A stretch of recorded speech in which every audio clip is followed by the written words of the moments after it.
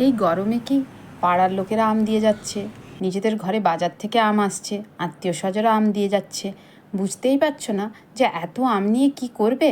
তাহলে দেখো, আজকে একটা নতুন রেসিপি তোমাদের সাথে শেয়ার করব। এই সমস্যার সমাধান খুব সহজেই হয়ে যাবে। এত আমকে একসাথে কিভাবে স্টোর করে রাখবে?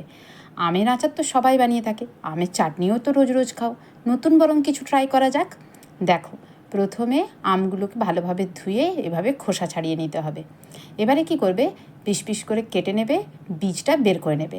আমি একটা জিনিস লক্ষ্য করলাম, কচি আম হলে কিন্তু বেস্ট হবে, কারণ খুব সহজে আসলে আমরা আমগুলোর পাল্প বের করব, তো তাই খুব সহজে পাল্প তৈরি করা যাবে আর কি। প্রথমে এভাবে বীজটা বের করে নাও, তারপর যেমন ইচ্ছে একটু কুচি কুচি করে কেটে নিলেই হবে। এভাবে কুচি কুচি করে কেটে এরপরে আমরা প্রেশার কুকারে এগুলোকে সেদ্ধ করার জন্য দিয়ে দেবো। বেশি হুইসেলের দরকার নেই, জাস্ট 2টো হুইসেল দিলে হবে। হ্যাঁ, আর একটু সামান্য জল দেব। জল আসলে না দিলেও চলতো, কিন্তু প্রেশার কুকারে তো আর জল ছাড়া বসাতে পারবো না, তাহলে তো বুঝতেই পারছো কোথা থেকে কি হয়ে যাবে। তো সামান্য একটু জল দেবে, এই ধরে নাও 1 কাপ মতন। যতটুকু জল না দিলেই নয় সেদ্ধ করার জন্যে, কারণ সেদ্ধ করার সময় আম থেকেও অনেক জল বেরোবে, আর বেশি জল দিলে আবার পাল্পটা কিন্তু অনেকক্ষণ ধরে ফুটিয়ে ওটাকে গাঢ় করতে হবে, তাই কম জল দেওয়াটাই বাঞ্ছনীয়। আর দেব 1 চা চামচ নুন। ব্যাস, দিয়ে যাও, এবারে এটাকে সেদ্ধ করে নাও।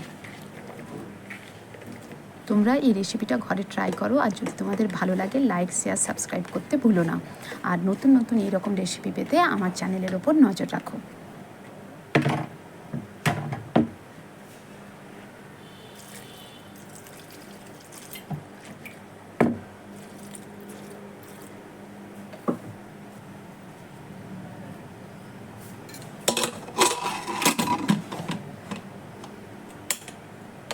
এই বসিয়ে দিলাম গ্যাসে, সেদ্ধ করা হয়ে গেছে, 2টো হুইসেল পড়ে গেছে, কিছুক্ষণ ভাপেও রেখেছিলাম। এরপরে দেখো, প্রেশার কুকারটা আমি খুলছি, দেখেছো কত ভালোভাবে সেদ্ধ হয়ে গেছে। আর কচি আম থাকায় ওর যে শক্ত অংশটা ওটাও কিন্তু নরম হয়ে গেছে খানিকটা। এবার দেখো, এইভাবে কোনো ছাঁকনিতে এটা ভালোভাবে পেস্ট করে নিতে হবে। গ্রাইন্ডারেও করতে পারো, তবে গ্রাইন্ডারটা অ্যাভয়েড করাই ভালো। এতে কী হবে, ওই শক্ত অংশগুলো যখন মিশে যাবে, একদম মিক্সড হয়ে যাবে, পেস্ট হয়ে যাবে, তখন ওটা তেতো লাগবে।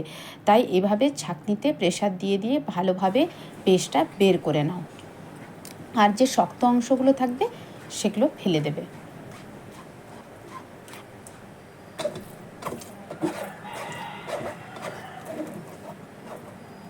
দেখো, এই শক্ত অংশগুলো আমি ফেলে দিলাম, আর পেস্টটা দেখো এরকম থিকনেস হয়েছে, কারণ জল কমই দিয়েছিলাম।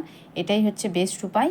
এরপরে একটা প্যান গরম করো, দিয়ে এই পাল্প পেস্টটা ঢেলে দাও ওই প্যানের মধ্যে। গ্যাসের ফ্লেম কিন্তু একদম লোতে রাখবে, একদম লোতে, কারণ ওটা যখন ফুটতে শুরু করবে না, চারিদিকে ছিটকাতে থাকবে। আর যদি গ্যাসের ফ্লেমটা হাই করে দাও তাহলে নিচে লেগে যেতে পারে, আর তখন কি হবে, দলা পাকিয়ে যেতে পারে। আর আমরা যে রেসিপিটা করতে চলেছি তাতে কিন্তু দলা পাকালে চলবে না, এভাবে পেস্টই রাখতে হবে। এভাবে কিন্তু কন্টিনিউয়াসলি তাই তোমাদের নেড়ে যেতে হবে, নাড়া কিন্তু থামালে চলবে না। এবারে দিয়ে দেবো 1 কাপ চিনি।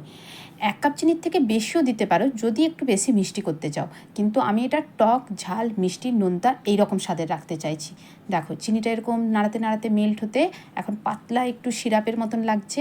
এই সময় দিয়ে দেবো 1 চা চামচ নুন। এবার তোমরা এটা যদি বিট নুন ইউজ করো বেস্ট হয়।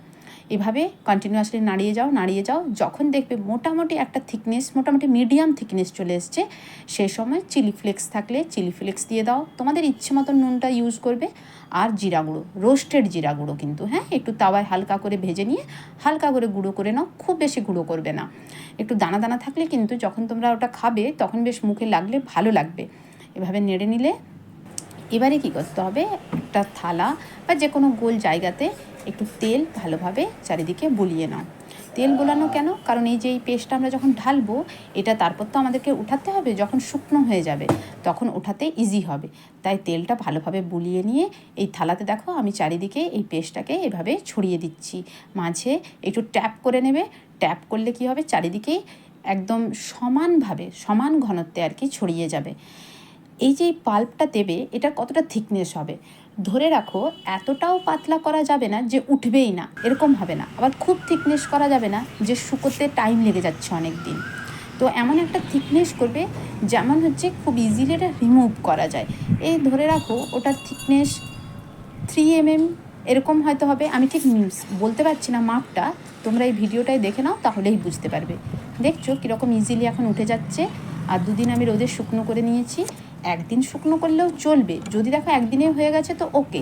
কিন্তু অনেক সময় কি হয়, কিছু কিছু সাইডে একটু কাঁচা রয়ে যায়, তখন কিন্তু 2 দিনও শুকনো করে নিতে পারো।